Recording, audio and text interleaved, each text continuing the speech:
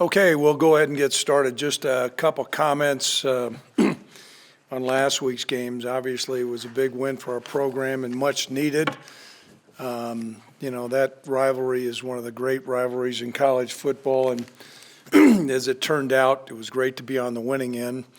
I do want to salute our super seniors, guys who've been here 6 years. They're 5-1 in that series, so that's pretty remarkable. I thought it was an electric atmosphere. I want to say kudos to the students, anyhow, and our fans. It was a great day and really a great victory for us.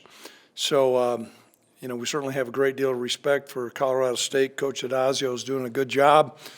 I know they wanted to win just as bad as we did, and we're happy and fortunate we won the game. Moving on from the game, turning the page to Boise State. Andy Avalos has done a great job.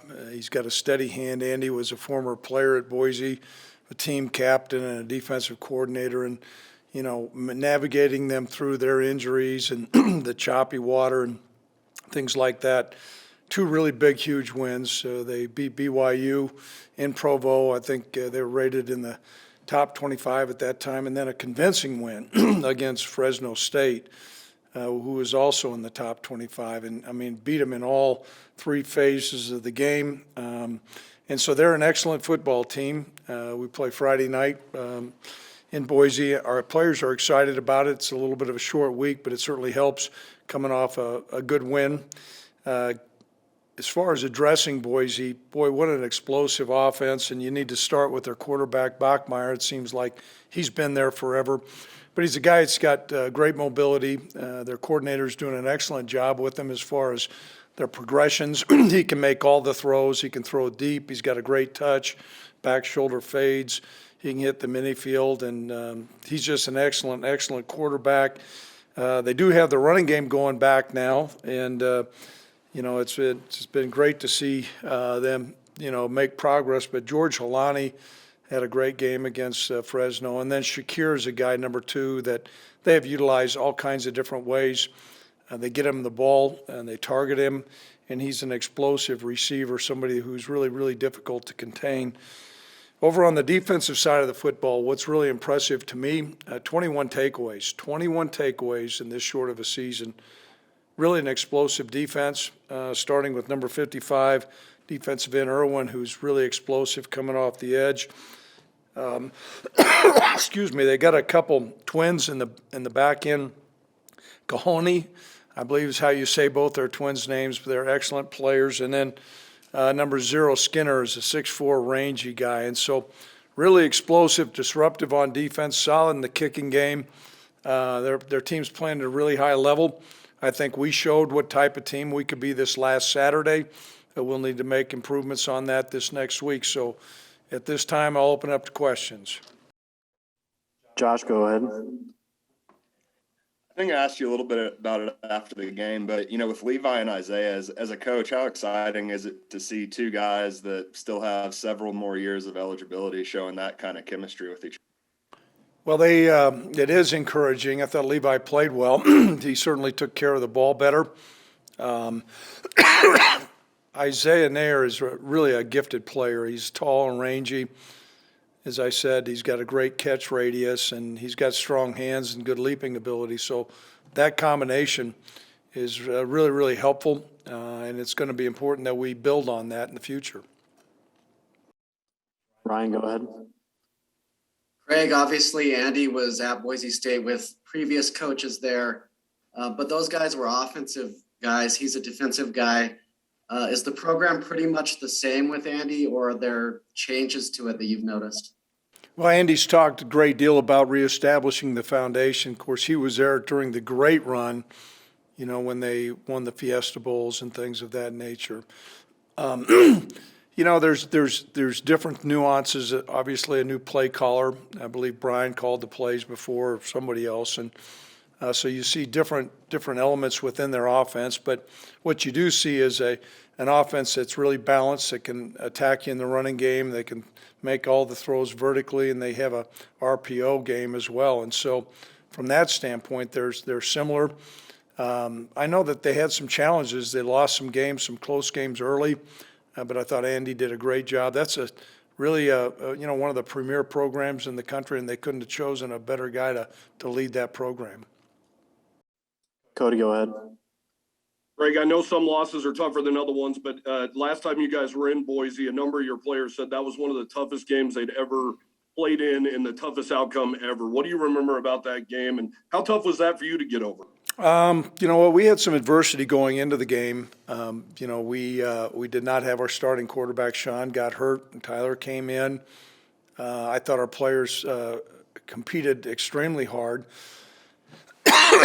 We had a couple of our defensive guys that we were short up front, and the guys hung in there. We took them into overtime. I remember us lining up, and we have an excellent field goal kicker at that time, Cooper Roth, and he missed a long field goal, and they got theirs, and we lost the game. I think our players have recognized that it's a tough atmosphere to play in, but there's a sense of confidence that if we do things right, we're going to have a great chance to win. Josh, go ahead.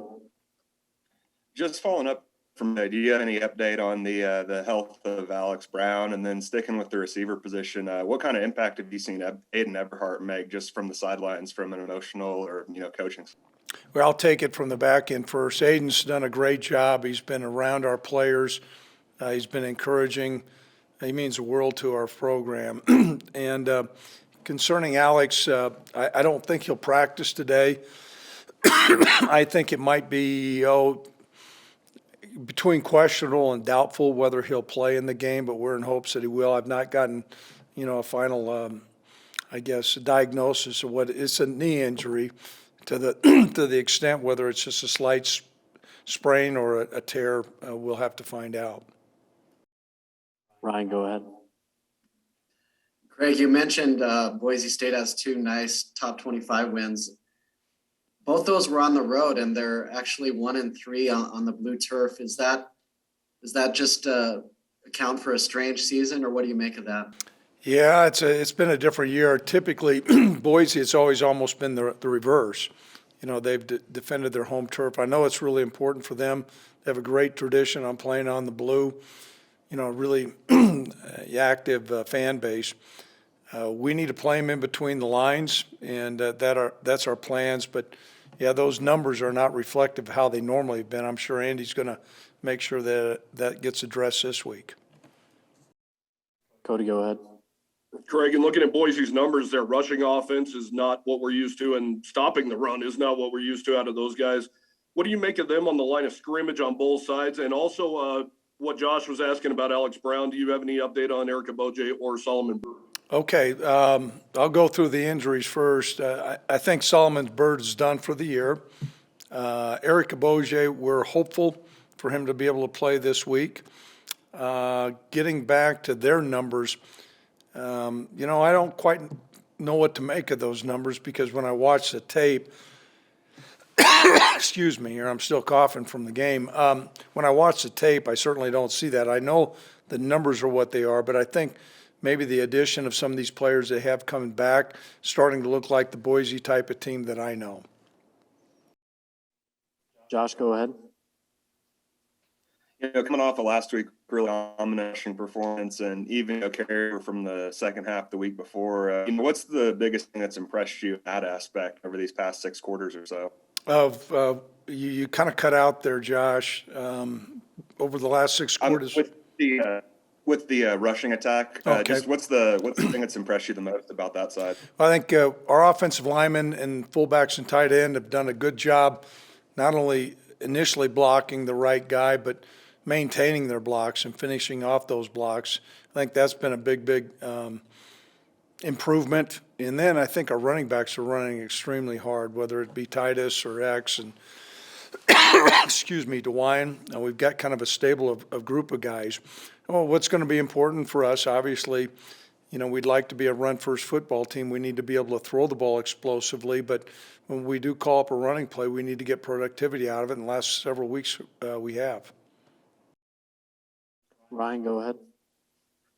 Craig, I imagine with this game being 6 days apart from the border where you didn't get to celebrate as long as you normally do, just what are the schedule adjustments for you guys and the challenges of not only a short week, but having to be the road team.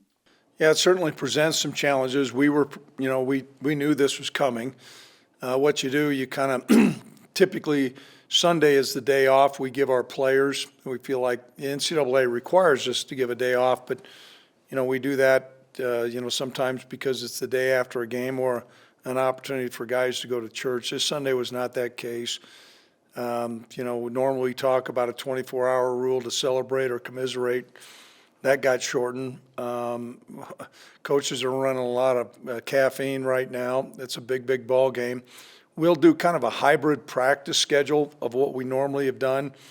I think it's imperative, though, we get our hard work in. If we're going to play a physical game, we need to play and practice that way. So a little bit of an abbreviated schedule, but not significantly. The fact that we're traveling on Thursday does make it a little bit more of a challenge, but that's a challenge. That's the schedule we were given. Everybody has some challenges, and so that's where we're at. Cody, go ahead. I know a lot of guys had their hands in trying to limit Trey McBride on Saturday, but what can you say about Keontae Glinton and he finally gets that elusive turnover you guys been looking for? That was a long dry spell. I think I mentioned that right after the game. We thought Keontae played extremely well. He came into the week. Keon Blankenbaker had a little bit of a nicked up ankle, and Keontae came in and practiced really well, and he played really well. And as a result of that, we're really pleased. We've always felt like he had ability, but in that stage, we talked about meeting the moment. He had prepared to meet the moment, and when that moment came, he answered the bell for the Cowboys. We got any more questions, guys? Okay, big week, guys. Thanks a lot.